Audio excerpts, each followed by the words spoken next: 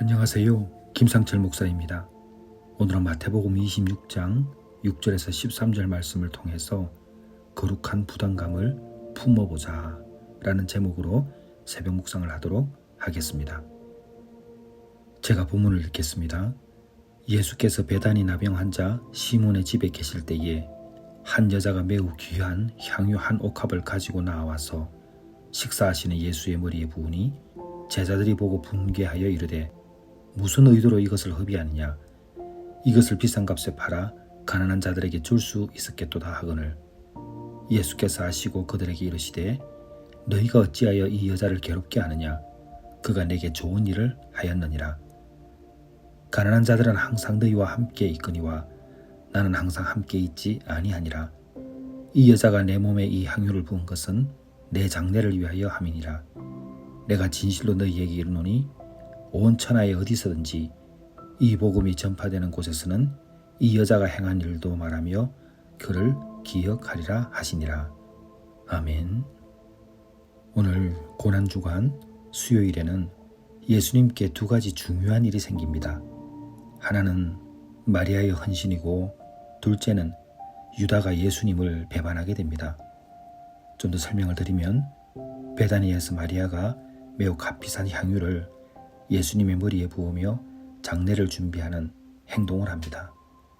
이 일은 예수님의 죽음을 예견하는 헌신적 사랑의 표현입니다. 그런데 제자들은 낭비라고 비판했고 그것을 본 예수님은 오히려 더 높이 평가하셨습니다. 유다의 배반은 유다가 예수님을 은 30냥에 넘기기로 대제사장들과 협약을 합니다. 탐욕과 실망이 믿음을 배반으로 이끈 대표적인 사례라고 할 수 있습니다. 제가 존경하는 목사님이 한 분 계신데 이미 은퇴하신 백주년 기념교회 이재철 목사님이십니다. 목사님이 예전에 스위스인가요? 제네바 한인교회를 담임하실 때부터 제가 목사님의 설교를 참 많이 들었습니다.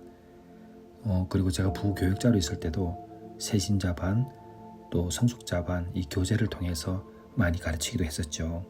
그 목사님께서 예전에 간증하신 내용이 있습니다. 제가 그 부분을 한번 읽어보도록 하겠습니다.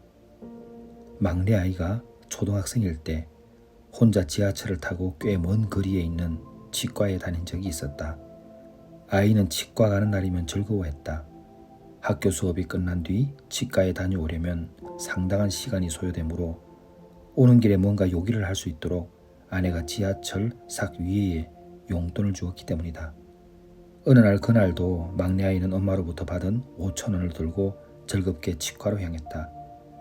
지하철역으로 내려가는 계단에 할아버지 한 분이 구걸 하고 있었다. 우연히 할아버지 앞에 놓여있는 구걸통이 아이의 시선에 들어왔는데 그 속에는 10원짜리 동전 몇 개뿐이었다. 보지 않았으면 모르지만 일단 보고 나니 마음에 부담감을 느꼈다. 막내 아이는 엄마로부터 받은 1,000원짜리 5장 가운데 한 장을 할아버지의 통에 넣어드렸다.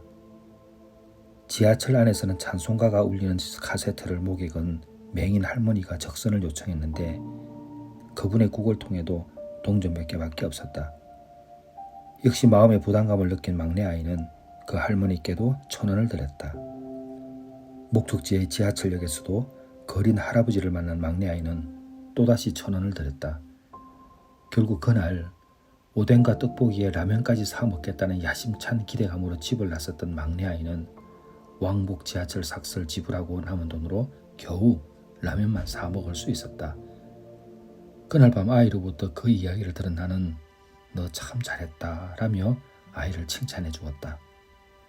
하지만 그것은 칭찬한 일이 아니라 그렇게 비현실적으로 살다가는 이 다음에 처자식 먹여 살리기도 어려울 것이라고 그런 경우에는 질책해야 한다고 생각하는 사람도 있을 것이다. 그러나 나에게는 믿음이 있다. 주님께서는 인간에 대해 거룩한 부담감을 짓는 사람을 반드시 당신의 도구로 사용하신다는 믿음이다. 다시 본문으로 돌아가 보겠습니다. 오늘 우리는 마리아처럼 세상에 마음을 둔 사람들이 낭비라고 할 만큼 하나님께 모든 것을 드리는 삶을 살아야 합니다. 그리고 가난한 자에게 하는 것이 하나님께 하는 일이라는 것을 알아야 합니다.